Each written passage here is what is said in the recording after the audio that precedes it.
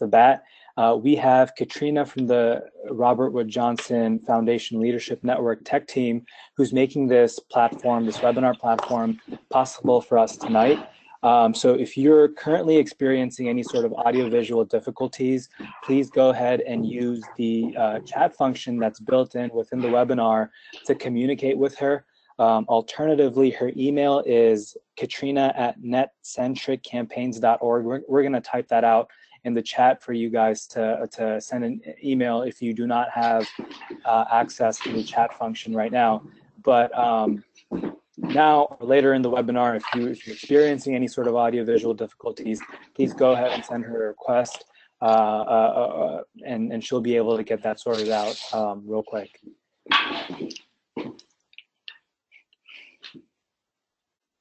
Awesome. So it's 6 o'clock. You know, we're ready to go. The panelists are ready to go, and we've been waiting a long time for this. So I'm just going to go formally go ahead and get started.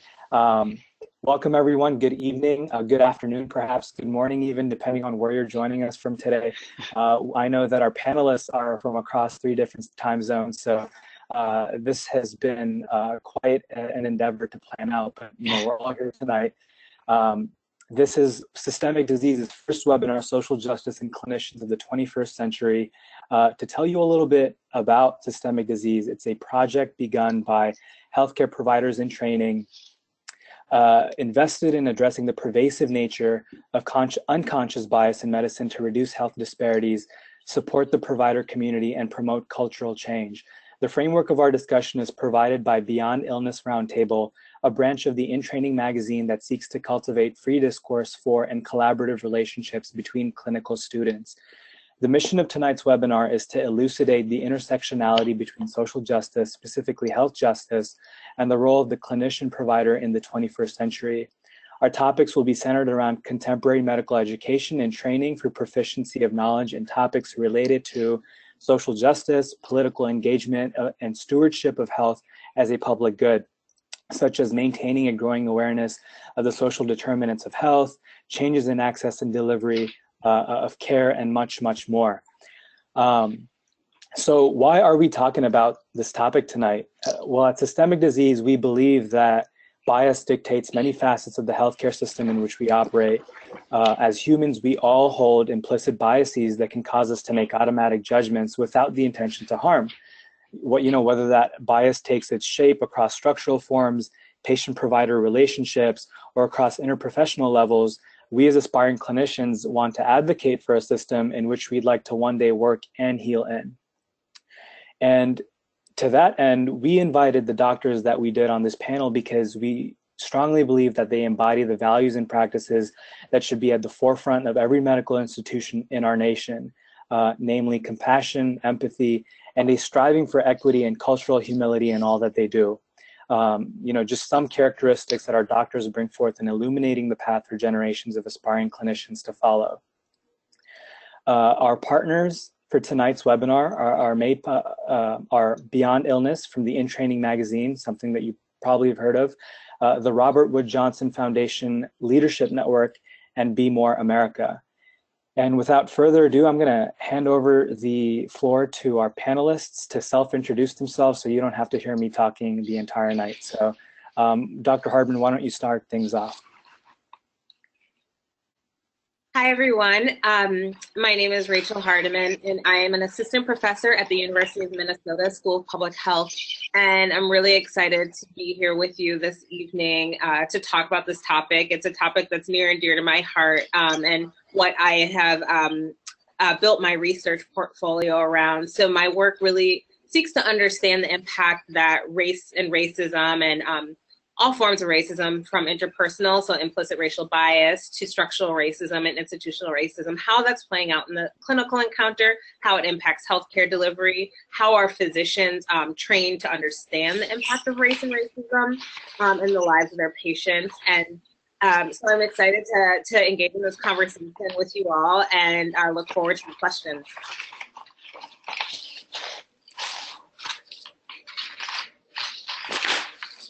Anyone want to, Dr. Olayiwola, do you want to go next? Sure, yeah, I'll go next. Good afternoon, everybody. My name is Dr. Wando Olayiwola. I'm a family physician and recently started a new position as the Chief Clinical Transformation Officer of Rubicon MD, which is a health technology platform that integrates primary care and specialty care. But prior to that was, until a few weeks ago, serving as the director for the Center for Excellence in Primary Care at UCSF in San Francisco, where I'm still on the clinical faculty and done a lot of work around working with our residents and medical students to understand the structural racism and discrimination that affects their experience as learners, but also as people that provide care in the healthcare system. And I've been looking at how do you account for and recognize the various impacts of social injustices on patients that you take care of through practice transformation. So I'm really excited to be here and to join these wonderful panelists as well, and really appreciate the opportunity to be with you all today.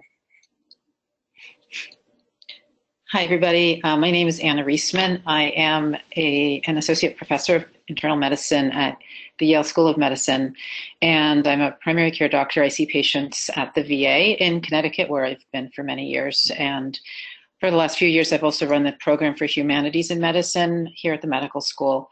My scholarship is really in teaching writing and writing about issues that matter to me, many of the issues that you guys have discussed, but really stories of doctors and patients and how we can look at those and learn larger lessons, especially having to do with patients who don't necessarily have a voice and have a way to get the issues that they're dealing with out there. I'm very interested in how can the humanities be used in medical training as a means to get these discussions going, and also to understand our patients, their lives, and our own lives, and how we can help them better. Fantastic. Thank you all so very much. I just want to say it's my honor and pleasure to be moderating a discussion with such esteemed guests and doctors tonight. So on behalf of Systemic Disease, I'd like to welcome all of you and thank you all for accepting the invitation to speak tonight.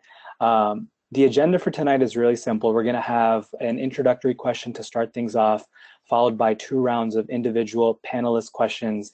And we're going to conclude the night with a large chunk of time for question and answer from the audience members, which I just want to remind everyone can be done through the chat functionality that's built in within the webinar platform. You can virtually raise your hand. There's an option on the control panel to do that. Or you can submit your questions via the chat function, like I mentioned. Alternatively, you can tweet your questions to us on Twitter, and that's at Systemic Disease. You can find us online and then send your questions in that way. I'll be able to get a hold of those questions towards the end and ask our panelists that for the last remaining portion, roughly 20 to 30 minutes or so for audience Q&A. And just one note for our panelists, I do want to let you know that though we have an individual panelist question and answer session, if you'd like to jump in on any one of those questions, feel free to do so. We want this to be as much of a roundtable discussion as it can possibly be. So, and one last housekeeping item before we formally get started. For those of you just joining us right now, if you're still experiencing any sort of audiovisual difficulties, please get in touch with Katrina via the chat function on the control panel, and she'll be able to troubleshoot any problems or issues that you might be having on your end. And yeah, that's about it. So without further ado, let's go ahead and get started. Like I said, this question is an introductory question. It comes directly from the Beyond Illness Roundtable toolkit. And this is a question for everyone. And it's, why do you think clinicians need to be involved in social justice efforts? Or more specifically, why should health justice be a priority for clinicians? So anyone can start things off. Okay, I'll start. So I think that it's a great question. And I kind of think that the people who are on this webinar, for us, it's a no-brainer and obvious, but I think it's helpful to kind of delineate the reasons. So for me, my point of view as a clinician is that I have we all have this unique and privileged window into our patients' lives and experiences, like nobody else, no politician, no policymaker. We really get the inside scoop about how these policies and politics and laws affect our patients' lives. And like I said in my introduction, there are many of our patients who may not have a mechanism to have their voices and opinions heard and taken seriously. And I know we may talk about professionalism later, but professionalism, the three items, if you Google professionalism, these come up again and again: patient autonomy, the primacy of patient welfare, and the principle of social justice. So, it's obvious that this is really part of what we need to be able to do, and we need to have ways to do it. And I think these principles, unfortunately, sometimes get lost in the chaos of medical care and medical training and the hidden curriculum and all of those those categories that we deal with all the time. And, I would just add that I'm not a physician. I'm a researcher. I have a doctoral degree in health services research, and really approach this work from a public health framework and the fact that the health of the population is public health. And in order to really ensure that we have a healthy population, we all need to be playing a role in influencing the lives of patients and the population, and thinking about social justice. So if health disparities exist, then we need to be doing something about them to achieve our goal of a healthy populace.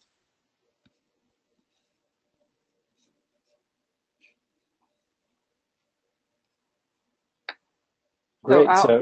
Okay. I don't have much more to add to what my colleagues have said. I think they're both absolutely right. And I do think that we come in healthcare, medicine, public health from a perspective of great privilege. And I think we have the ability and the responsibility to exercise that privilege for the benefit of both of our patients, but also for the larger systems that we're in. So I agree with everything that's been said. Great. Yeah. Thank you so much for those responses. And Dr. Olayiwola, we're going to go ahead and get started with, the individual panelist questions. And coming off that question, in many respects, there is a very clear answer as to why social justice is important at the clinical or medical level. But there's a lot of work to be done. There's a lot of challenges involved in this line of work where we try to dismantle the systemic elements that prevent equity in health and healthcare. As your experiences as a former director at the Center of Excellence at Primary Care at UCSF and current family physician, can you speak to maybe what some of those deficits or challenges that you've observed in the process of your work with social justice issues in the clinical setting? Yeah, thank you for that question.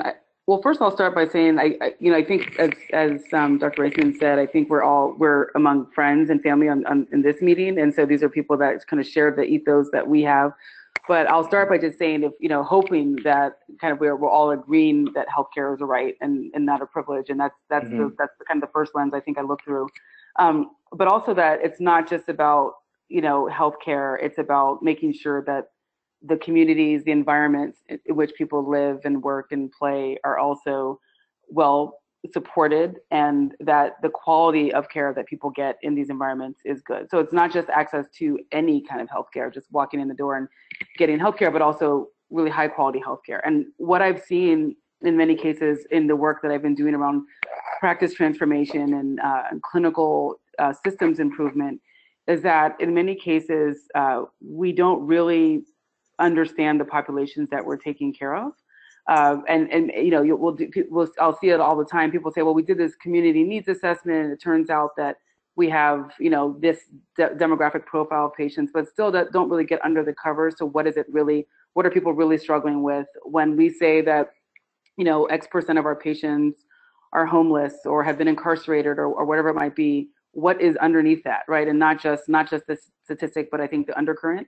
And so being able to really help places that provide care and deliver care to recognize and understand how to really engage with their communities and really understand what communities need so that they can really optimize the kind of quality of care that they're providing, so that they can strengthen relationships with what we now consider not just the medical neighborhood, but the broader infrastructure in which people are living and working, and so that patients can get the highest quality of care in those settings.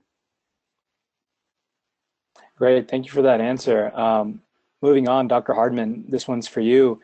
Your research, and you've done a lot of it, has strongly shown that bias, racism, microaggressions, the things that we're talking about today, they all impact healthcare delivery in profound ways. Dr. Alai Wolashi touched on this just a little bit, but can you speak to what some of those effects of racism and unconscious bias have on medical care, education, and training? Sure. So I have been fortunate enough to be involved in a study called the Medical Student Changes Study, and Changes stands for Cognitive Habits and Growth Evaluation Study. And it's an NIH-funded study that is, the principal investigator is Dr. Michelle Van Ryn, who's really kind of been a leader in the field around implicit bias in the clinical encounter. And so part of the Changes study, what we've done is we've been surveying medical students. It's longitudinal. So we've been following medical students since their first year of medical school in 2010. So now these students are actually residents in residency, and we're continuing to follow them and learning a ton about both individual characteristics of medical students, but also on the school or institutional level, kind of what's happening there that's influencing, questions of implicit bias and things like that. And so our work has really shown that medical school experiences, so both formal, the formal curriculum, as well as the informal and hidden curriculum, and things like interracial contact. So how much contact students are having with people of other backgrounds and races, are all kind of independently associated with a change in implicit racial bias. A lot of the work we're doing looks at empathy. For instance, I'm working on some research now that is showing that the hidden curriculum and the informal curriculum, so those kind of underlying values and missions and those interpersonal interactions with an attending, so like role modeling, for instance, all have an impact on a decline in empathy. So the work is showing, the research is actually showing that when you have a hidden curriculum that's really based on disparaging racial remarks and things like that, the levels of empathy are declining among trainees from their first year of medical school till the fourth year of medical school.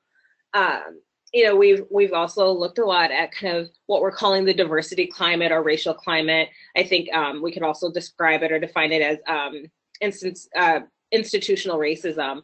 And we're seeing that that's impacting not just the type of care, the ability to provide equitable care, but it's also influencing well-being. So one of our papers was published in the Journal of the National Medical Association, and it found that a negative diversity climate actually impacted well-being, so depressive symptoms and anxiety for all medical students, regardless of their racial background. So I think there's a lot of work to be done to really think about these issues and also to intervene. And I know we're going to get to the intervention part and talk a little bit more about that later, so I won't go into that right now.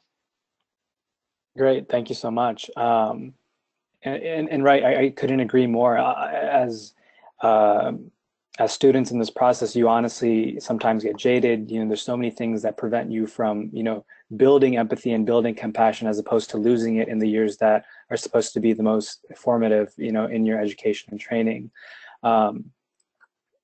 Dr. Riesman, this next one's for you. You did mention that you come from this background of writing and humanities and medicine, and I had a chance to read some of your pieces this past week, and your writing is as compelling as it is powerful. So on a slightly different note, can you speak a little bit about how examining the humanities has informed you about the place of the human condition in social justice and medicine?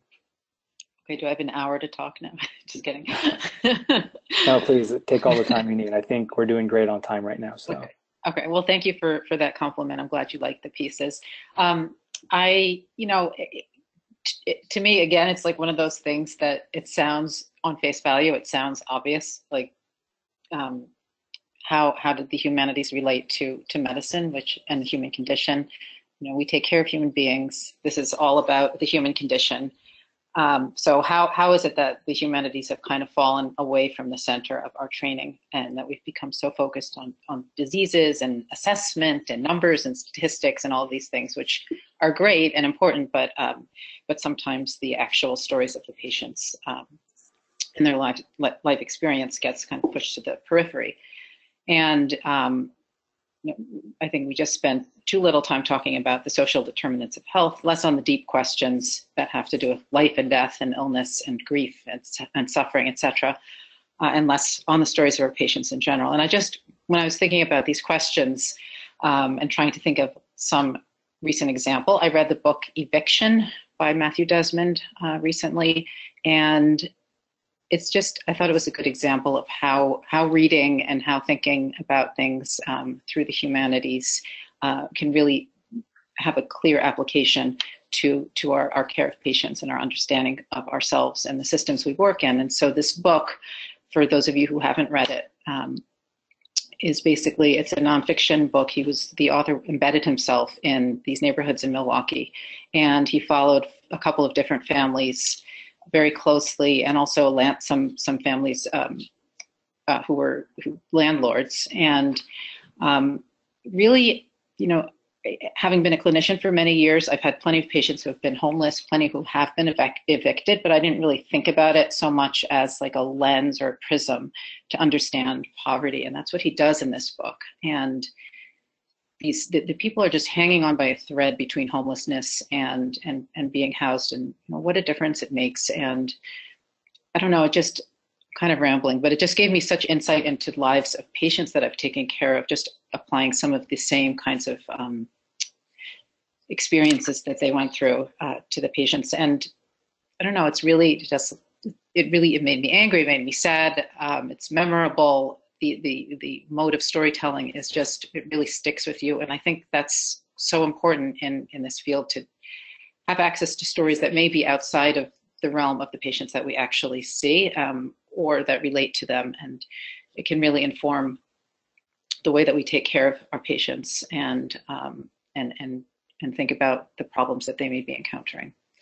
There are endless examples of books and art forms that can provide this kind of information, that can make us more aware of stereotyping and implicit bias and all of these things.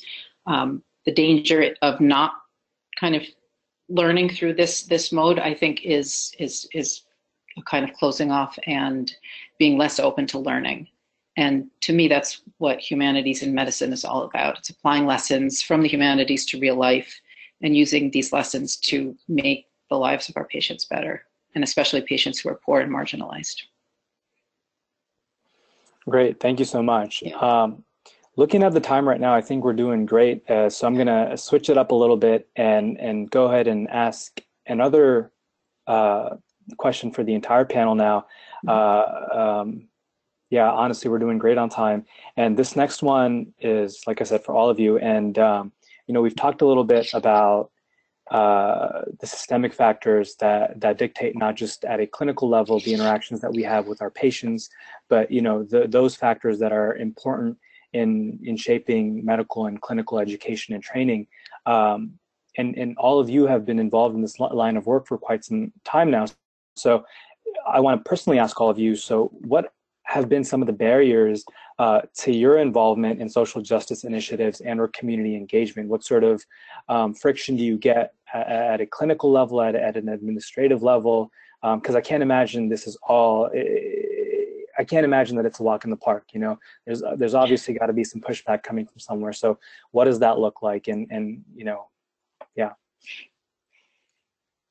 Oh, go ahead. Okay. All right. Do you want to go ahead? All right. Go ahead. Okay. Well, all right. It must be a good question, because obviously you've got a lot of. Well, everybody likes to talk about pushback. I think we can. Right. Yeah. Well, I was just going to say that I think, as I was alluding to earlier, that we haven't even all agreed that this is a problem, I think. And so I believe that we probably all in our respective environments are still trying to convince people that disparities do exist, that there are institutionalized structures that continue to marginalize and keep people at perpetual disadvantage. And I don't think we've accepted that even in healthcare that's true. And so I think that you run up against that quite a bit. It's not all the time that our conversations, in fact, probably most of our conversations in our day-to-day lives are not with the group that you have here assembled. And so I think for one, we just haven't even fully agreed that these problems exist. And then if maybe we get to the point where we do, we often believe that they do somewhere else, and these things exist somewhere else. But absolutely, our organization, our providers, our community, we don't discriminate against anybody. We provide the same level and quality for everybody. And so I think that those are the two things that I run into the most. Is one, just not accepting that this systemic disease, as you're describing, is real, and two, believing it's someone else's problem and not necessarily owning it as something that is really endemic, really in our system. And I would just add to that. I think that in addition to, agreement or disagreement as to whether it exists, we're also uncomfortable talking about it. So, particularly the work that I do and the talks I give, I'm right away using the words structural racism and sometimes even white supremacy. And those are really uncomfortable topics and things that people get immediately defensive about. And so we haven't quite gotten past that understanding that these are systems, these are structures. We're not talking about individual racist people. I mean, while that's a thing, that's not the focus of my work for the most part. And I think we don't have a strong understanding yet that we've been socialized in a certain way, and we are living in structures and systems that are perpetuating the way we've been socialized. Also, just as a researcher, thinking about things from a measurement issue, we have great measures of implicit bias, so you can use the implicit association test. We have measures of what we refer to as perceived discrimination, which we could talk about for a while if you like. Or I guess I have some concerns about that type of measurement, but we don't really have great measures of structural racism. And so, something that's already sort of insidious, it's institutionalized, it's part of this kind of the norm and the way we do business, and then to not be able to empirically measure it is challenging.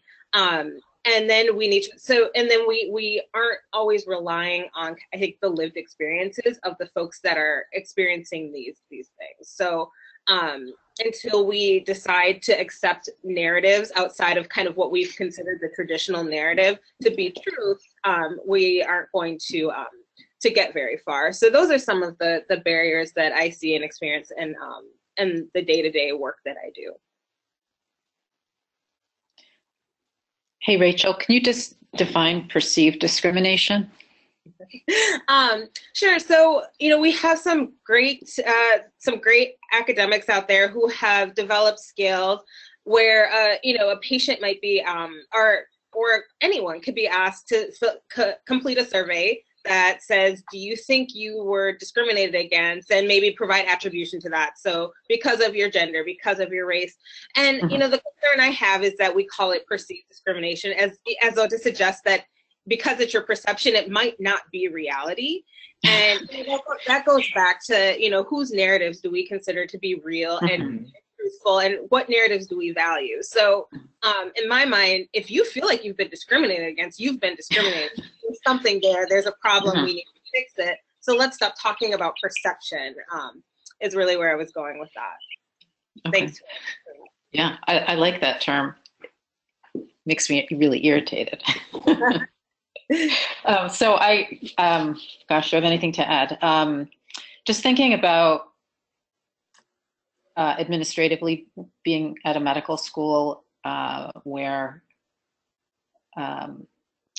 there's a lot of, I guess it's kind of like what you were both saying, that there's some pushback from like the administrative structure. Part of it is often said to be that there's just no room in the curriculum to keep adding in more and more things, and everybody feels like their issue or their subject is important, and necessary for medical students to learn. And this unfortunately is like lumped into all of these other, you know, I don't want to denigrate any particular subject, but I guess like you both were saying before, there's a certain lack of imagination and humility, and people thinking in some cases that this is not a problem here. We give it enough focus. We give it, you know, this class and this lecture and this discussion group, and that's enough. And we're doing it, and this will fix the system. So, kind of a time barrier, or a perceived importance barrier. Great, thank you so much. So coming back around, I guess, to individual questions, Dr. Olaiwola, this one's for you. You know, similarly related to what we were just talking about, you wrote a brilliant article in the Annals of Internal Medicine towards the end of last year, where you described one of the you know, horrific racist encounters that you had at your clinic, and so working more towards the discussion on resolutions and how we can go about combating bias in effective ways. What are some things that you've done that have proven to be effective, either at a clinical level or at an administrative level or at the education level, that have helped, you know, get the point across that this is an issue and something needs to be done about it? Yeah, thank you for that question.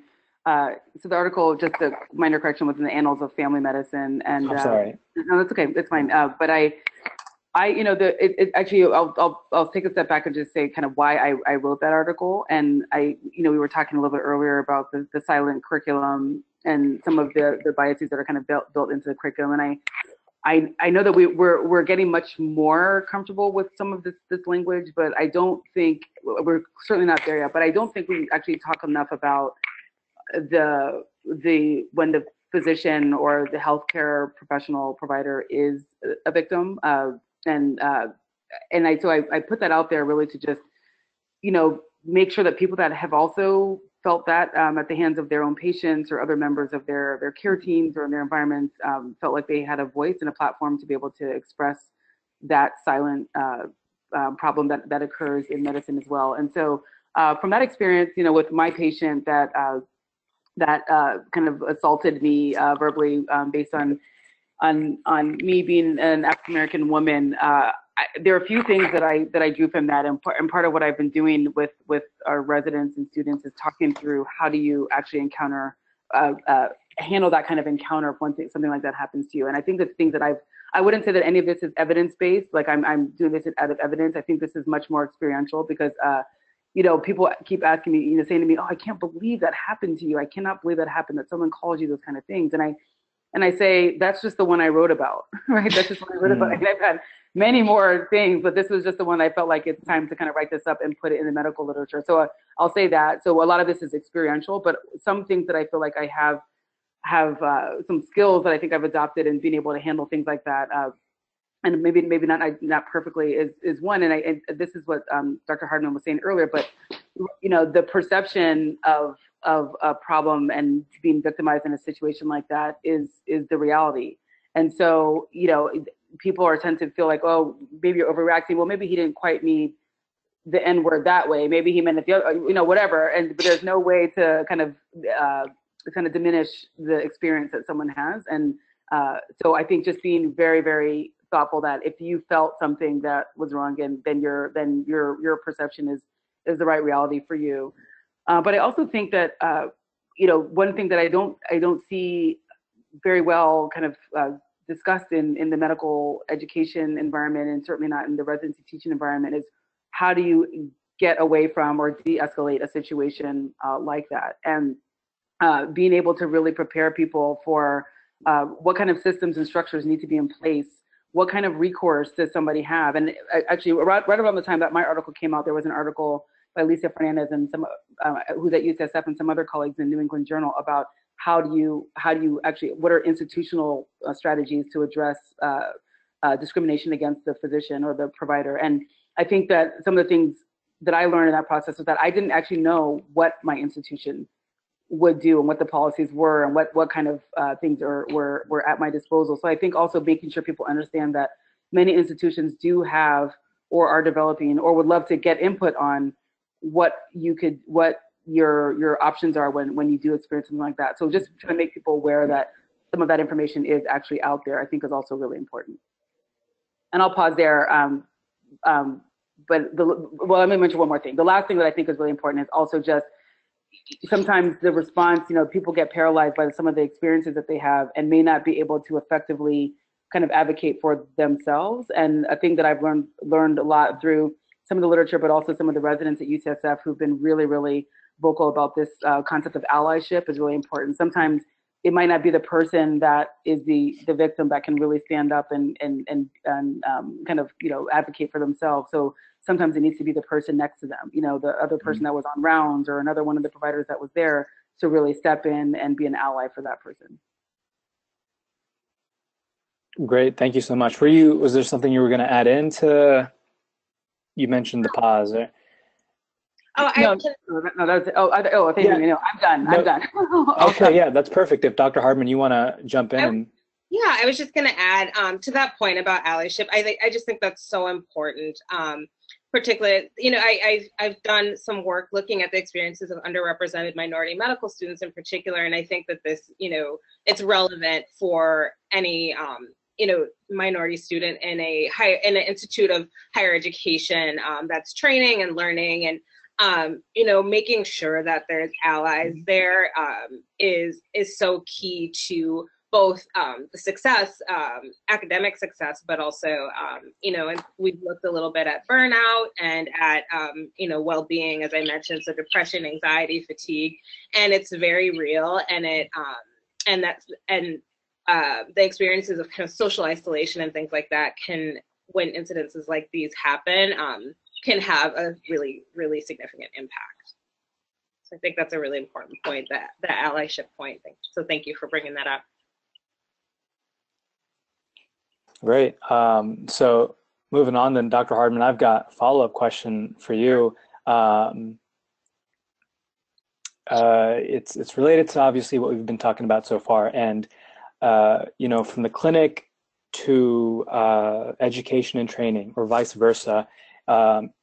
It's not a lot of what we see in the clinic is not new behavior, as it relates to bias. I mean, these elements have always been there through a student's education and training. As the saying goes, no one just wakes up a morning hating someone. Hate is taught, it's learned. So if you truly want to get at the root cause of bias, what do you suggest medical education and health professional programs do to better prepare clinicians for discrimination against them or to handle discrimination in their own clinics? That's a huge question. Right, yeah. So, I hope my co-panelists also weigh in on this, but, I think one of the things that I am really interested in kind of integrating into health services research, into medicine and medical education is the white racial frame, which was created by a sociologist. It's a theory that was created by sociologist Joe Fagan, and it really beautifully outlines why how race is a social construct, how we came to frame race in this way, in the way that we do in our society, and the ways that we probably don't even notice that we've been socialized to think about race, and the way that our implicit biases have been created. And I think that understanding that framework is really vital to starting to dismantle some of what's happening in medical education. I also, I think it's important to point out that, we talk a lot about implicit bias, and it's an important component of this, but it takes a lot of, there's not any successful interventions right now that actually have been researched and published that show that they decrease implicit bias. So we still have a lot of work to do on that front, and kind of thinking about interventions and ways to do this. I think, thinking about curriculum and how we talk about race, how we talk about racism is really important. And making sure that it's not one unit on one given day, and that it's integrated throughout the not even just kind of the social medicine piece of a medical school curriculum, but even if you're getting a lecture on lung function or pulmonary issues, like it needs to be a part of all of that. And some schools are doing that really well and others aren't, and some are kind of in between. And then the other thing I would add is that, going back to, an earlier point about the fact that these topics and these ideas make us really uncomfortable, we need to change that. We need to really be fostering some important discussions like this one. The piece that I and my colleagues wrote that was in the New England Journal of Medicine back in October that talks about the role that healthcare professionals and health researchers should play in dismantling structural racism, really points out that we need to be able to have these discussions, name racism and not just race, learn about the history and the roots, the racist roots of the U.S. And that goes back to the point I just made about the white racial frame as well. So those are a few of the ideas off the top of my head. I don't know if any of my colleagues have anything to add to that. Can you say more about, sorry, I keep doing this. That's okay. The idea of the white racial frame is new to me, but I'd like to hear more. Yeah, so really there's a whole book. So okay. It's hard to distill it down into kind of a quick soundbite. That's actually something I would love to be able to do one day. But even just understanding that the way that there's an understanding that comes along with the language we use. There's a meaning behind it. So why does Black mean what it means? Why is it often used to describe something negative? Or the language we use or that we see in the media. It's things like that. It's a frame, the frame by which we have we think about race and have constructed whiteness versus other races in our society. Mm-hmm. Cool. Great. So if anyone wants to add in, I mean, please feel free. It was a really big question, and I'm sure you all have individual experiences as to how, health professional schools can go about addressing something as big as that. So anyone want to add in? Yeah. Yeah. I mean, some of these issues, not with that particular terminology, have come up with some of the speakers that we bring in our Humanities and Medicine series. But that's just like something that's outside of the curriculum. It's optional. People go because they're interested, and they're like this group. People are already thinking in that frame of mind and want to learn more and are open to learning more. So I'm really curious what you can come up with, Dr. Hardiman, for something that can be taught in medical school classrooms, or whether it's experiential or small groups, or just some way to get people talking about this. I think would be really great. We're piloting something right now here at the University of Minnesota. I have a colleague here in the Department of Family Medicine and Community Health, and she's a sociologist as well as a family med, or actually an internal medicine physician. And we have gathered a group of fantastic community members kind of from all different aspects of social services. And we've been talking for a year and putting together not necessarily, I guess it's a piece of a curriculum that we recently piloted with first-year medical students here. And so I look forward to being able to share those findings and kind of let everyone know what works in the future. So. Excellent. Great, thank you so much. And as a student, I'll just add in that when you talked a little bit about, how integrating sort of this social science curriculum within the medical topics or clinical topics, as a student, I'd love to be able to study about something like that, but, a significant amount of planning and work needs to go into developing those things. But hopefully the onus of that responsibility is going to be on, the next generation and us, obviously, to to find those ways to be able to, you know, address that. Moving on, Dr. Reisman, this one's for you. You know, this theme sort of came up in the pushback question that I asked about, you know, what sort of resistance have you encountered in your day-to-day lives of advocating for issues like this? And it has to do with professionalism. And it's a question that was inspired by my friend, and she made a really appropriate comment when she said, taking a stand for social justice and equity in medicine, it's become in many ways clouded and co-opted by the definition of professionalism.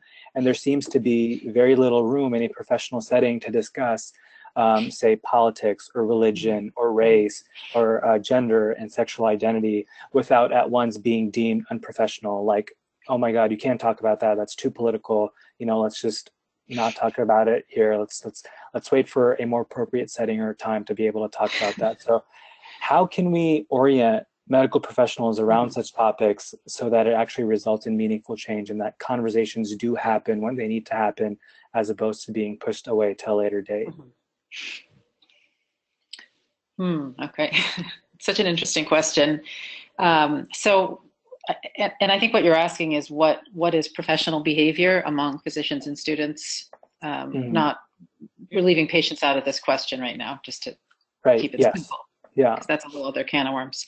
I mean, you know, I think that basically professional behavior means respect and variations on respect, and it's easy to list what this means. In some ways, it means being humble. It means if you're in a powerful position, using that power wisely and fairly and appropriately.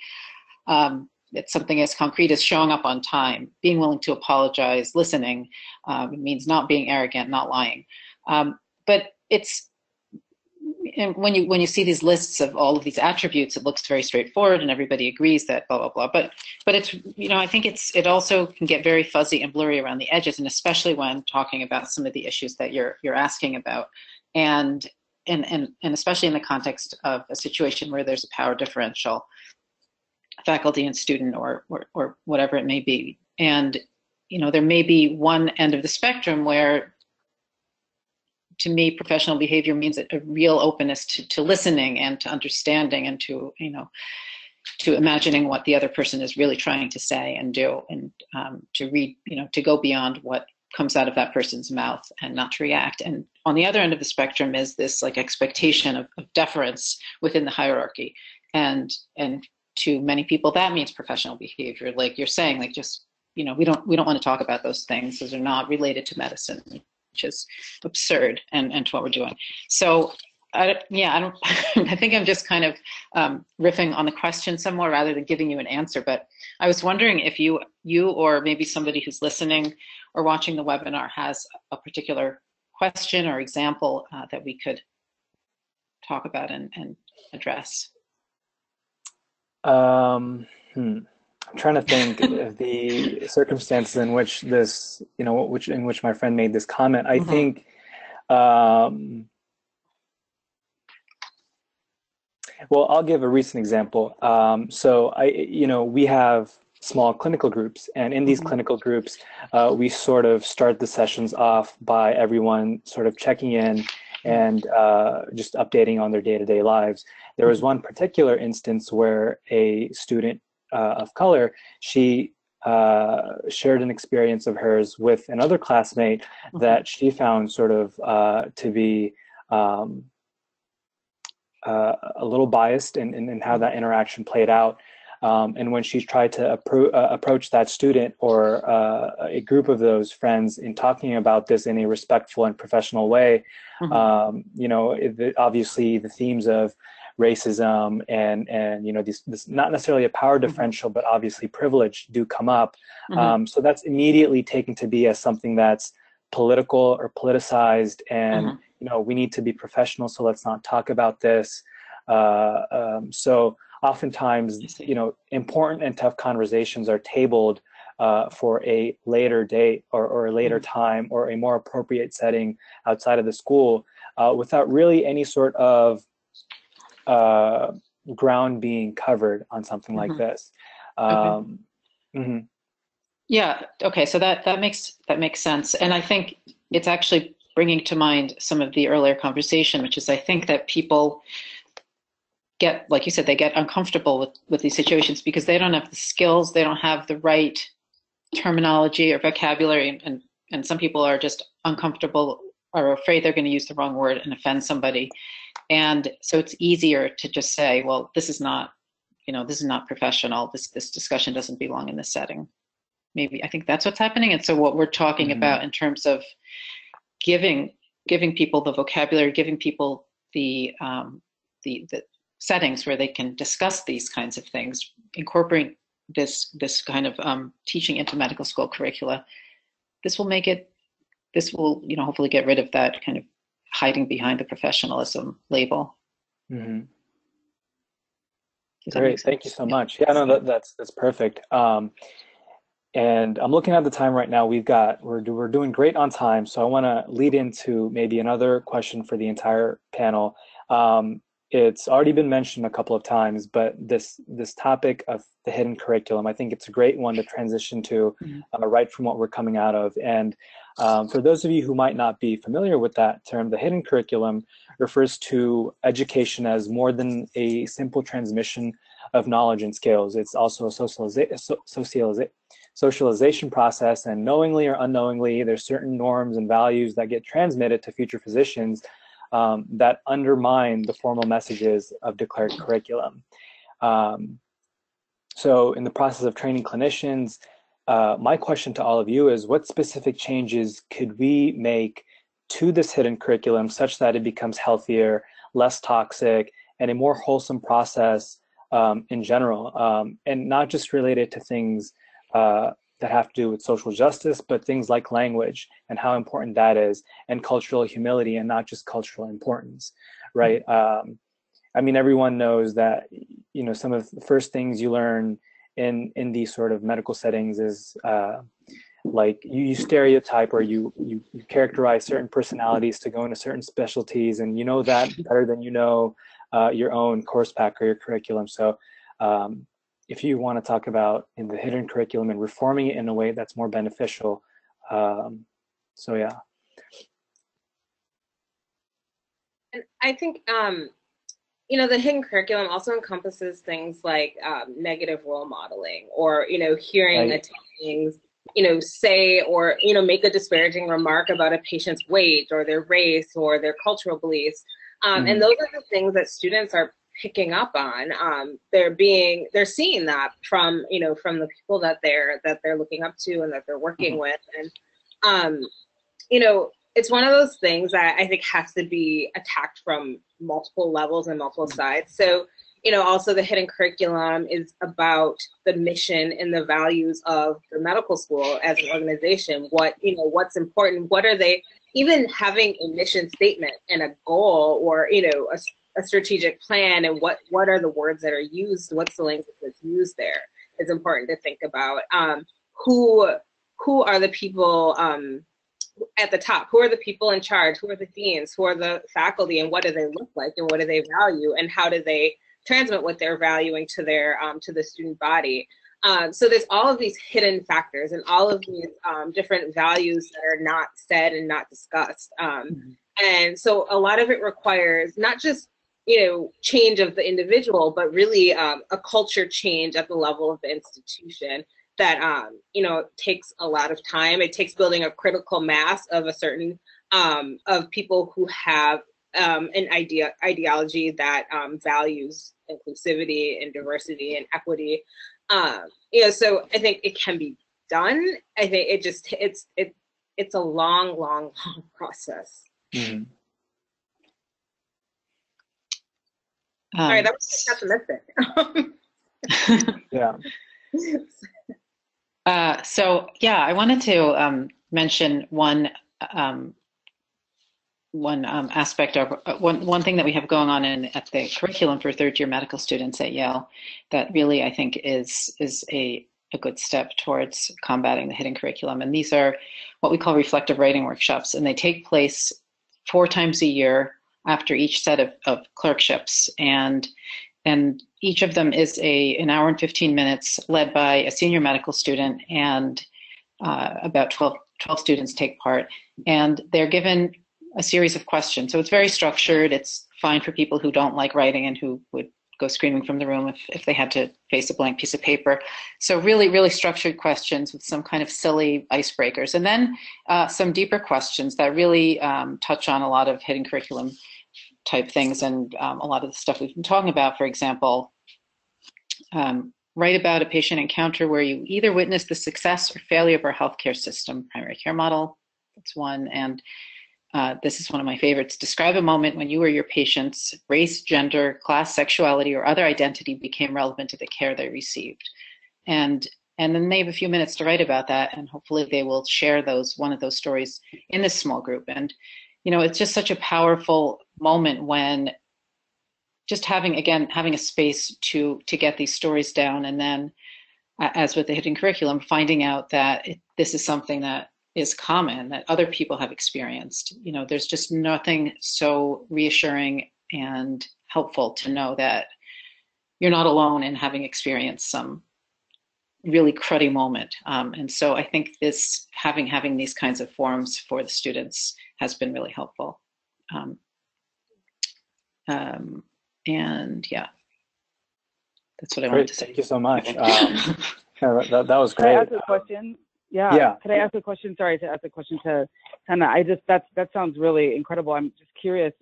How do the students, are they chosen to participate in this? Do they choose themselves to participate in this course? Like how does that work? No, it's required. It's required. I should say it's still a pilot, but it's part of the at the end of each set of rotations, the students all just break into groups, and this is required and expected. And yeah, and having looked at feedback forms and evaluations, it looks like, some people just will not like this kind of stuff, but a lot of students who start out being very dubious about whether something like this is going to work or just be a waste of time, they come out and say, gosh, we really needed that. Yeah, I bet. Yeah. I bet. Excellent. Dr. Olayiwola, did you have anything to add on to that, or? No, I don't think I have anything to add to that, because I think there are people that are probably better experienced in real curricular work than I am. So I'm just actually excited to learn some of what my colleagues are doing. Excellent. So great. Thank you so much, everyone. As we approach the hour, I'm going to transition over to some of the question and answers that we're getting, and we've gotten quite a few of them from our audience members. Dr. Riesman, this one's a quick one. We have an audience, we have a viewer who wants to know the book that you referenced at the beginning. Evicted. Evicted, right. Okay. Yeah, Evicted is the title. The author is Matthew Desmond. Great. So if we can have that typed in the chat, I think that'd be great for all of our audience members to benefit from. Here's another question. This one's for Dr. Hardman. And this question says, do you think all clinical students should be trained in some critical race theory? Yes. Absolutely. I talk about that a lot. And some of the talks that I give, I think it's essential for anyone providing patient care, to understand critical race theory, and that's why the colleague I mentioned before, Brooke Cunningham, Dr. Brooke Cunningham, that's why she's so valuable. Her work is very valuable because she has a doctoral degree. She has a PhD in sociology and has really thought about critical race theory and how it applies to medicine. And then she also practices medicine. And so, as someone who's on the front lines in the clinic, but also has that sociological framework, I think it's really valuable for the discussion she's able to facilitate with her colleagues as clinicians. I can talk about theory and frameworks and all of that, till I'm blue in the face, but I'm not I don't practice medicine. And so I think to some extent, while I'm heard, I think having more clinicians who are oriented in that way is going to be really important to move this work forward. Great. moving on to another question, we obviously talked about this a little bit before, but so this person writes, in relation to the professionalism question that we had, another problem I see is when an incident occurs, there's a lot of reluctance from administration to discuss things openly and a focus more on the kumbaya part. It's pretty frustrating. How can students maybe approach these issues with fellow students and with administration? I knew that question was going to come. Yeah, that's a tough one. So I was thinking about, I think about this all the time because I know a lot of students who have these concerns and get into situations and are frustrated. It's really tough. I think that a really important thing for students to do is to find, again, allies, including and especially, I think, among faculty and other people in positions of power, and ideally faculty who enjoy learning from students and who are open to thinking about things from a different point of view. And I think that's really, really, really important. And students can be helpful to each other in sharing who these faculty members are and reaching out to them.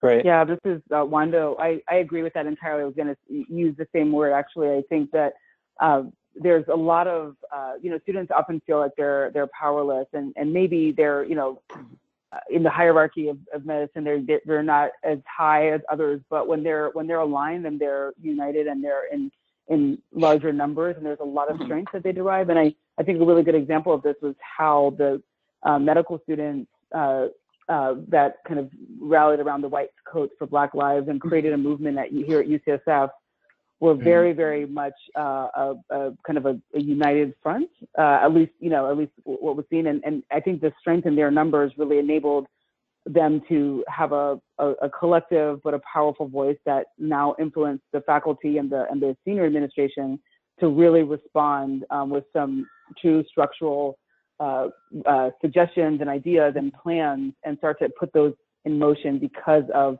that movement that came from the students. So I agree entirely that the allyship and the strength in numbers is critical. Great, thank you. We've got another question here that says, how can clinicians combat structural or racial biases in published studies or guidelines? Sounds like this one's for Rachel. That is such a good question and an important one. And it's a question I grapple with every day, as someone who's constantly creating research and writing it up and submitting it for publication and not having a ton of control over who the reviewers are and how they react to the work. So part of it is really changing who's part of editorial boards and making sure that there's a broad representation.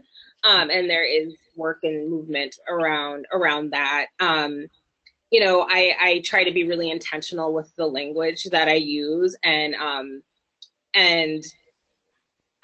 one of the things in public health that I think we're facing right now is that we haven't kind of coalesced around a strong or a unified definition of structural racism. So there's a lot of work that's been done on the topic that actually never even says the words in the manuscript, but that's what they're talking about. So naming it and being really explicit about it, so that as work is being submitted and being reviewed, it's not this. There's no confusion. There's no surprise. It becomes part of the lexicon and what we're working on.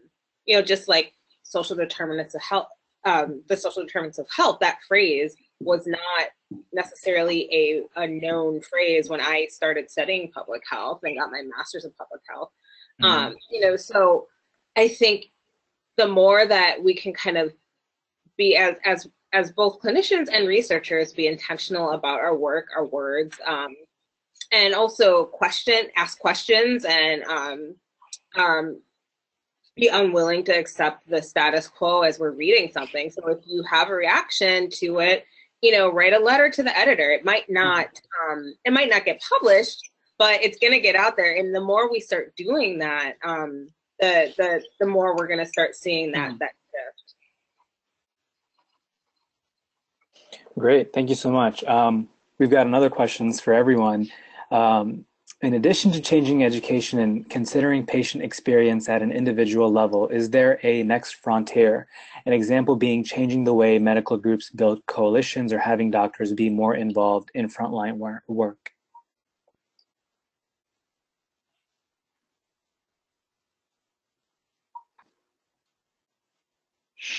So I can repeat that one more time. In addition to changing education and considering patient experiences at an individual level, is there a next frontier? An example being changing the way medical groups build coalitions or having doctors be more involved in frontline work. Frontline work meaning, I think, advocacy or right, exactly, being politics. Being at the forefront of something like this. Yeah, it's a good question. I don't know. Sounds like the writer of the question thinks that we should be doing that. Possibly, yeah. Yeah. I mean, and I would just say, White Coats for Black Lives was already mentioned. I think that's a really important and powerful example of that. I mean, I've been so blown away and impressed by, the time and the dedication that students have made to the work that they're doing, both here at the University of Minnesota, but nationally. And, I'm married to a physician and know what it's like to be a medical student from that. And the fact that students have been able to take the time and commit to that, I think it says a lot about where we're headed, and what students value. And it's an important opportunity to do that kind of advocacy and frontline work. Mm-hmm. Yeah, I had another thought as you were talking about that also, which is frontline work in terms of writing op-eds and learning how to do that. I think can actually be, I don't know if that's a next frontier, but it's certainly something that students can learn how to do. And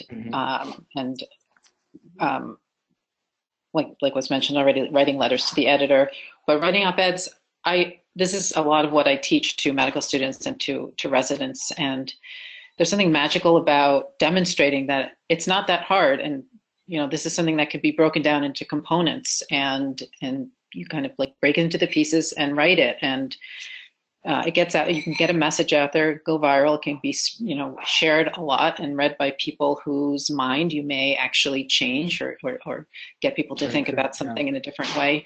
And a lot of these really come from a small moment with a patient, a small moment, a difficult moment with a colleague or with a faculty member. And then, you put it into a few sentences and then add a lead and add a news hook, and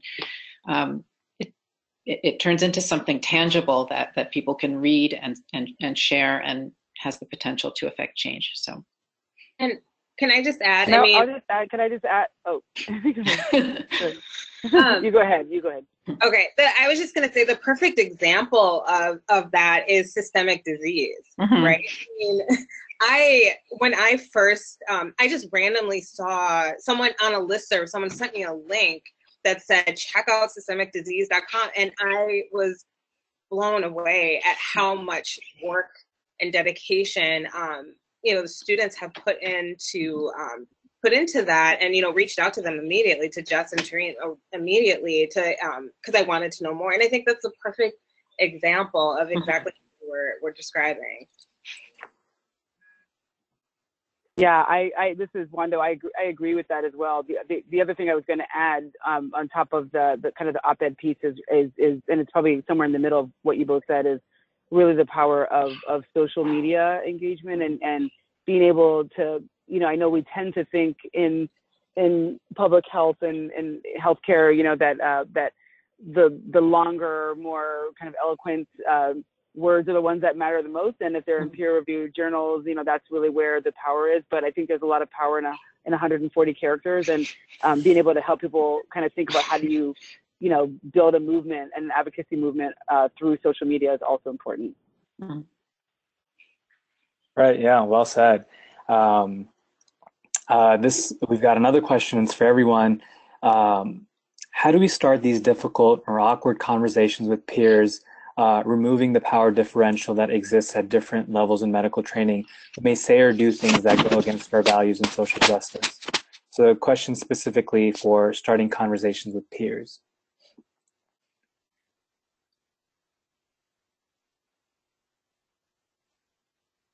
I mean, one of the things I sometimes do is, you know, particularly if this conversation is in reaction to something that was said, I find the best way to start that is to say, so tell me more about what you mean by that, because it forces people to kind of have to think through what they just said and then articulate why they said it, and that can kind of open the door in a way that's less confrontational. I also think there's value in choosing your battles too. And this is a discussion I've had with several medical students here at the University of Minnesota, and kind of knowing when it's time to speak up and when it's not.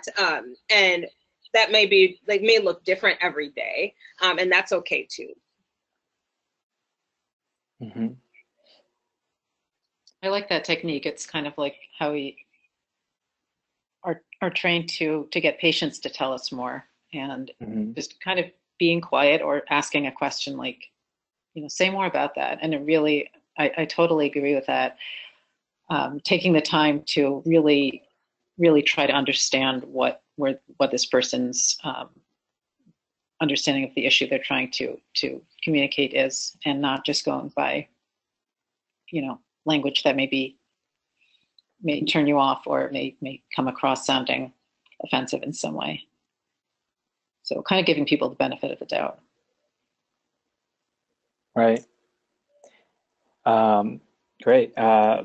Moving on to another question. This one's for Dr. Hardman. What are your thoughts about the newer conceptual framework people are discussing related to structural competency? So I think it's great. Jonathan Metzl has really pioneered. I was going to say, can you tell us a little bit more about what that is before? Yeah, I can try. Yeah. So I don't know. Okay. I'm not an expert. What I understand structural competency to be is, so we need to shift from, well, I'm a strong believer that we need to shift from this discussion or this notion of cultural competency. I think it's harmful, and I think it's ineffective, and so, and I can say more about that if you'd like later, but so structural competency really talks about the need to incorporate the social determinants of health as a structural determinants, so social factors that, so the things like neighborhood, where we work, live, play, practice, worship, etc., into medical training. So, you know, one of the concerns I have with the concept is that, and I think actually this conversation is changing, but when I first started reading about it, it was I was concerned that it doesn't talk specifically about racism. So in my mind, where we work, live, play, worship is dictated by structural racism. And so that needs to be a part of that conversation. But I do think it's a really, really important component of for both medical education as well as public health, and thinking about health and well-being and how we can do better at delivering care. Great, thank you so much. I think that's the end of the questions. I think that last one was the last one that I've got here. So I think this about wraps up our very first webinar. Thank you so very much for joining us tonight. We hope you know, the viewers and the audience you know, really benefited and enjoyed from listening to this enlightening discussion and learned a thing or two to incorporate into your own education, training, and practice. And I just want to say at Systemic Disease, we do a variety of things related to combating bias, including holding storytelling events, evaluating bias reporting systems at schools. If you like our work, please do check us out at systemicdisease.com and follow us on Facebook and Twitter. If you weren't able to catch all of the webinar, we are going to have a full version of this uploaded onto our site, a recorded version that you can stream, so keep your eyes peeled for that. And I just want to extend another thank you to all of our doctors who were able to join us tonight. We were trying to coordinate, over 3 different time zones, and it was difficult, but thank you so much for your time. I know how incredibly busy you all are, but it's been an absolute pleasure in moderating this discussion tonight, and thank you all so very much. I think that's about it. If you have any final comments, please do let us know. Any final plugs you'd like to make. We are all fans of all of you, so. Thank you so much for the opportunity. Yeah, it's been great. Yeah, been great, and keep up the good work. Great, awesome. Well, thank you, everyone. Thank you to our audience, our viewers, for joining us again tonight. Have a great rest of your evening or your afternoon. Have a great day, and please do check us out on social media and follow up with us for our next webinar and next event. Have a great night. Take care. Bye. Bye-bye. Bye-bye.